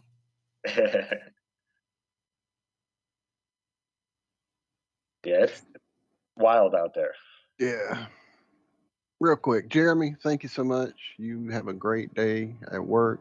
Don't let the people out there that are crazy make you crazy too. And I hope you have a blessed day, my friend. Thank you so much. Love you. That's right. Crazy is contagious. That's why it's good to come here and get vaccinated against it. Yeah. We're a bunch of pricks. We got you covered. I'd like to talk about Mike Tyson real quick. That got me thinking of it. Go ahead. I'm laughing at I was telling Cammie yesterday how influential that man was to me as a very young child. I grew up in a very racist town and had some very racist family members. You know, my uncle, well, a couple of my uncles, you know, things like that. And I remember I was like 5 years old, and we were over at their house, and he was watching Mike Tyson fight, and it was the first time I had ever heard him give a compliment to any black person ever. He didn't even hide his racism. My mom had to have a talk with him a couple times because of his racism. My mom was very, you know, she wasn't about any of that. She didn't tolerate it. And she said, I don't care what you think, don't do it in front of my child. But that was the first time I ever heard him speak good about a black person. And it really had this weird effect on me as a young person. It did. I don't know what it is, but that guy made me realize that, you know, my uncle, who openly despises people just because of the color of their skin, will still give, you know, compliments and this and that. He was just amazed by this young 18-year-old, 19-year-old guy. And I don't know, it always left a mark on me.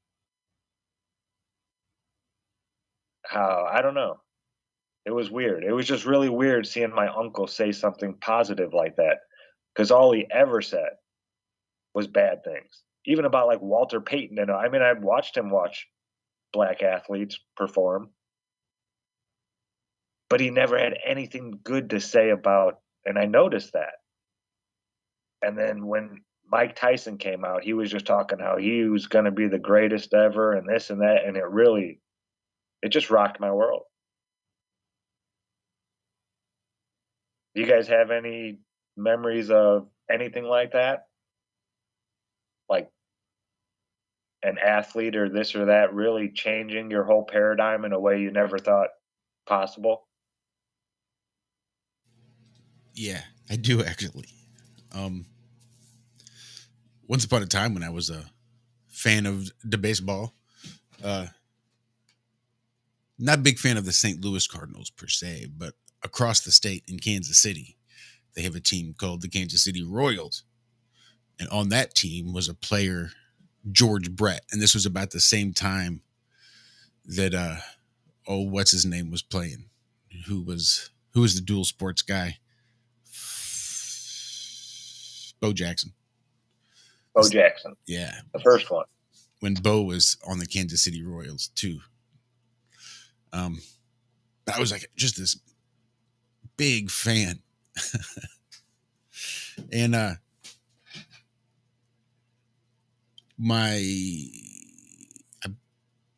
believe it was my aunt. It was my aunt or my uncle. I'm pretty sure it was my aunt. Used to have interactions with some of these sports people there in Kansas City because that's where they lived. And apparently George Brett was known as a real big piece of shit, and just, beating his wife in restaurants and just doing all sorts of things. And apparently he wasn't even a real upstanding baseball player to begin with. And just come to find out that George Brett wasn't necessarily known to be a real decent human being. And that one it was about that time was the downfall of my fascination with baseball, thereby sports in general.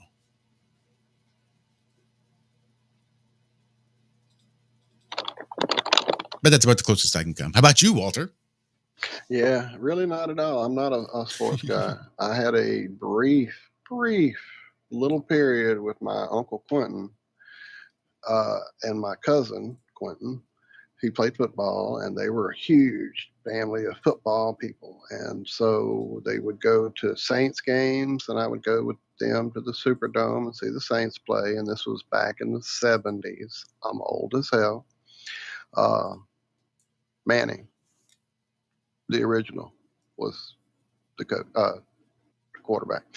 And then we saw the Dolphins play a few times. We saw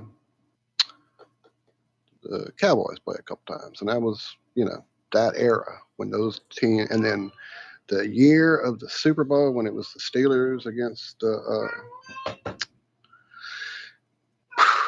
Cowboys, and we had this bet that he was betting on, my uncle was betting on the Cowboys, and me and my cousin were like, no, the Steelers gonna take it, and we would win like what he would have paid us for the summer of working for him without having to do anything that summer. And so we had a summer of leisure that year. So, and that was it. That was my life of sports. I just never got it. I never was, playing around at the neighborhood, playing smear the person with the ball and those kind of games, and, scrub baseball and a lot and things like that. Yeah, I had all that. Dig it. But when it came to this whole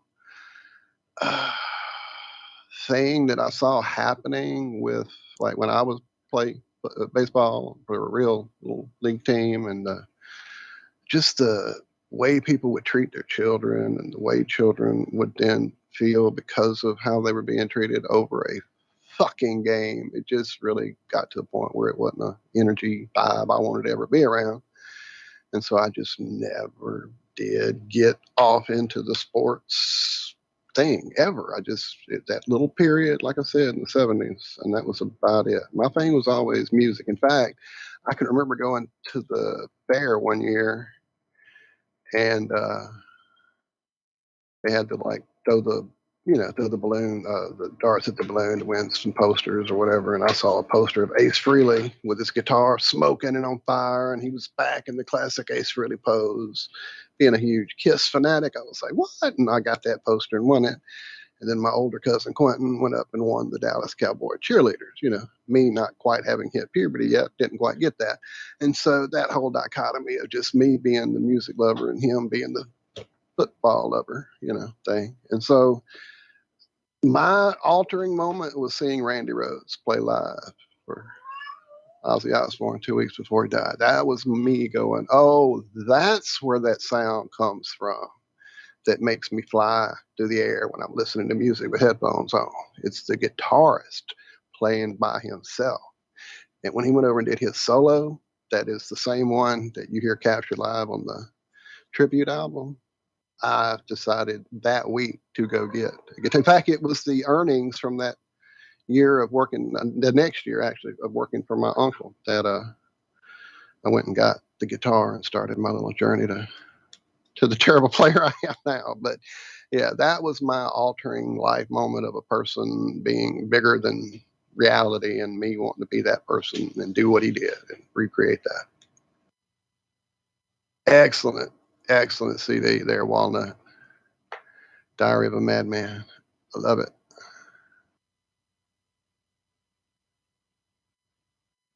Mike Tyson, George Brett, and what was his name again?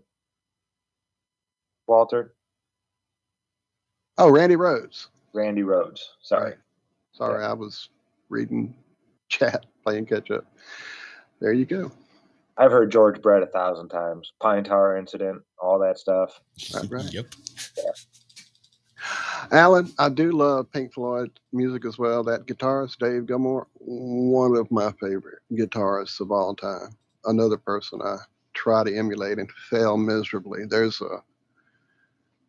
just a special thing going on there. Whatever deal he made to get where he's at, he definitely got his money's worth or his soul's worth or whatever, because he wrenches some emotion out of that guitar. And I think so much of it had to do with their timing, just the patience that they had not to rush a song. Oh yeah, those songs definitely breathe. They really do. I mean, it's still unprecedented. Who's come close to doing something like Pink Floyd? 9 Inch Nails, maybe? There's a band that a lot of people don't know about. I talk about them before. I know a few times. To me, the progression of where that progressive style of music like peaked would pretty much have to be with Porcupine Tree, because they took that thing, that Pink Floyd thing, that structure of grandiose, bigger than anything sound, applied it to a newer age of heavier music that was happening early 2000s, Tool, Opeth, those kind of heavy bands, and combined that and took it to that next stage. And then, like, listening to that, there was that whole thing, kind of like listening to the first Rage Against the Machine CD, where you kept going, wait, I've heard this fucking song. Wait, I know that fucking riff. No, it's new stuff, but it's caught that little super conscious thing we all share, that we pull these ideas from, that pool of just beautiful knowledge that we can access when we get into the flow. And those songs felt so familiar to me, just like those Rage songs. When I heard the first time I heard In Absentia by Porcupine Tree, it was like, wow, that sounds like an America song with those vocal harmonies and the guitar. Wow, that sounds like Pink Floyd. Wow, that sounds like Yes. It was like I'd heard the songs, but they were completely new and amazingly great. If you haven't checked out In Absentia by Porcupine Tree, go do some of those shrooms I see you guys mention in there in chat. Put on some headphones. You'll thank me later. Oh, and try the Jimi Hendrix Experience. You can't just go pop it into the CD player and listen to it, in a room with multiple people. It's not meant to do that. The Jimi Hendrix Experience is actually him. You get the drums coming in through your right ear, right ear, and the bass, or no, left ear, I think. Then the bass coming through in your right, and the guitar playing over both of them. It's his actual experience up on stage. He hears the drum to his left, the bass to his right, and his guitar taking over both of them. And it's so different when you hear it played that way. It really, really is. Have you ever done that, Walter? No, I can't really say I have. You got to try it, man. Jimi Hendrix Experience it was made for headphones. I mean, here's my deal with Hendrix. Starting where I started with, Ace Frehley being my first guitar hero, and then Randy Rhoads immediately right after, and then quickly Van Halen, newer guys, Yngwie Malmsteen, just after I had to go back to Hendrix. And when I went back to Hendrix, because I'd grown up hearing Purple Haze and I'd heard, Foxy Lady and all the stuff on the radio, and I was like, yeah, he's a guy and there's guitar in that, but it wasn't what I was hearing these newer guys do, So I didn't understand it at the time. So I was very late, like in my probably late 20s, before I really got into Hendrix enough to have songs now that I appreciate that aren't necessarily radio songs. Castles Made of Sand, deeper songs, Red House. So while I appreciate it and know what he did at the time, it never was something I had. Like, I didn't have it during those formative years that I had, like the Pink Floyd and stuff like that, where I would go dig deep into the headphones. So my experience with Hendrix was way later in my life of playing guitar and then listening to music. It was something I went back to go, okay, what is the draw here? What is everybody tripping on? I've seen him play Star Spangled Banner, and that was cool. And I watched the interviews, and he's a cool guy, and I appreciated his thing. It was probably when I saw that movie that was done in the 80s that interviewed a lot of his people, his women, the women he was with, lived with, and all these different people talking about him doing like a lot of psychedelics. And in that movie, he did a version of Like a Rolling Stone, a cover by of Bob Dylan's Like a Rolling Stone. And in that, he was just a person caught up in someone else's music that he loved and flowing it out of his soul in a way to appreciate it and take it somewhere else. And if you've never heard Hendrix's version of Like a Rolling Stone, go find it. It's amazing. And so, yeah, I get it, but it just wasn't a thing that I got into, like you're saying there. You know, mine would have been Pink Floyd, doing a lot of early Sugar Cubes and going to laser shows and flying around the dome and there, that kind of thing. But no, I'm a huge believer in headphones and psychedelics. Don't get me wrong. I just never went down the rabbit hole with that particular album. I definitely will now, though.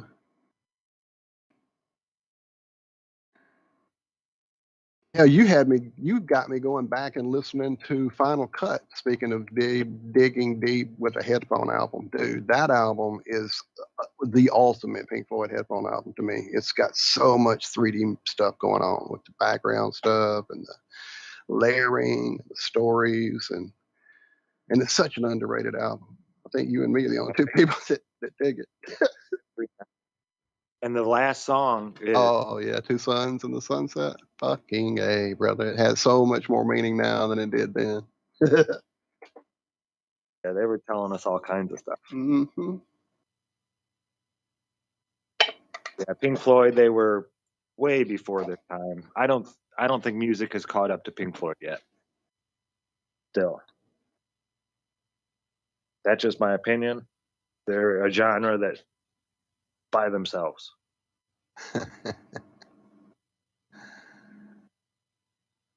You know, I wouldn't call it rock or it's Pink Floyd. Yeah, it is definitely its own thing. Yeah, I see a question in chat from our good friend Liz. Yeah, Liz, we're going to be there tonight. We don't have a plan. We're just going to let you guys hang out. Somebody call in.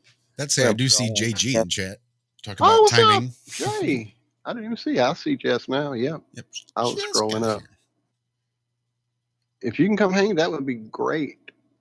If not, no big deal. If not, yeah, but definitely, I've been wanting to talk to you. So we may just open up the phone lines and see what happens. But yeah, I do believe there are plans, if only tentative plans, to do the HNS tonight. And for those of you who are trolling and don't know what HNS is, that is our other YouTube video show. It's called Have No Sphere. And yeah, you're welcome to come over there and get blocked and timed out. Absolutely. Whack control. Pew pew. No doubt. What's up, Wes? I see you. And that means we've only got about 3 minutes before we wrap this show up. Riles asking us for this last question for the minutes we have left. How immaterial is this realm in your point of view? Well, the fact that we're creating it as we sit here out of a matrix of ether that is a just basic, cloud of possibility that we all mutually create, individually create. Yeah, it's pretty immaterial and malleable. Well, you ought to get in conversation with our good buddy Daz there in chat. He'll take you down that rabbit hole for damn sure. But it can still be material. I think this realm is absolutely material. Only because it's here, we can touch it, we can see it, we can feel it. It has physicality to it. But I think that's the extent. I think there's not much more. Well, I was saying immaterial in a much materialness more philosophical way. Right. I think before and after this realm is immaterial. I think we are thrown together on this realm in a material world. Are we material, girl? World? Yes, you are. I But wouldn't if say so, there's a way you could change something's resonant frequency and transform it from one thing to another that be any different than changing the color on the computer screen? Might take a little longer of a process, but you know what I mean? Mm-hmm. If everything is in vibration, all these different, things we call matter, parts of matter, different elements, it really just depends on how they're vibrating in this certain frequency. If we can change that frequency and alternate it and turn it into another piece of matter, how material is it really? That's where I go a little bit more into I don't even like saying quantum mechanics because that's just bean counting. But I'm just talking about if it was all ether to start and the creator created this place with sound, with resonance, Mm-hmm. then is it really material or is it just the creator's universe? But isn't that universe, according to the story, what created the material? Right? Again, I think that it was from the immaterial that he spoke and created the material. Well, guys, we're leaving on a brain breaker. We will see you this evening. We'll get in as early as we can possibly do it. Josh does have to get home from work and get things fired up. But we'll do it as early as we can for you, Liz. It won't be 6. It won't. Open lines should be easy to get together. Throw something Love together. y'all. But we'll see you in a few short hours as soon as I can get off of work and get back home, which may or may not be a full day's worth. We shall see. In the meantime, you guys have a great rest of your week and or weekend and the rest of your Friday. Be good, be well, we love you. We'll see you later. Bye-bye.